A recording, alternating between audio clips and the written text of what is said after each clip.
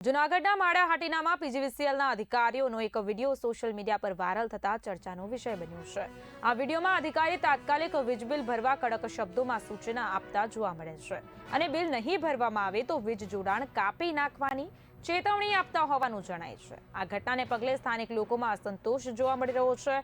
લોકોનો સવાલ છે કે શું વિદ્યુત બોર્ડની નજરમાં તમામ ગ્રાહક બિલ નહીં ભરતા હોય?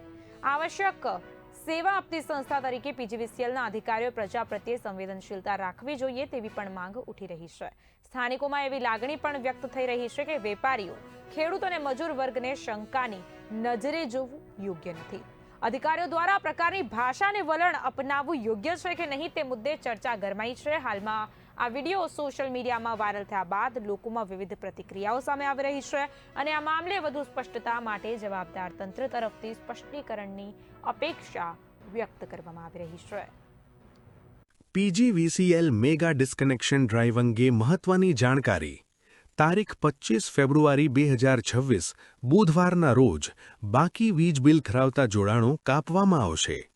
તમામ ગ્રાહકોને વિનંતી છે કે જો આપનું વીજ બિલ બાકી હોય તો તાત્કાલિક ઓનલાઈન અથવા નજીકની કચેરીમાં બિલની ચૂકવણી કરી લો। નોંધ લો, સ્થળ પર પેમેન્ટ સ્વીકારવામાં આવશે નહીં અને વીજ પુરવઠો પુનઃ શરૂ કરાવવા માટે પૂરું બાકી બિલ તથા રીકનેક્શન ચાર્જ ભરવો પડશે। સહકાર બદલ આભાર।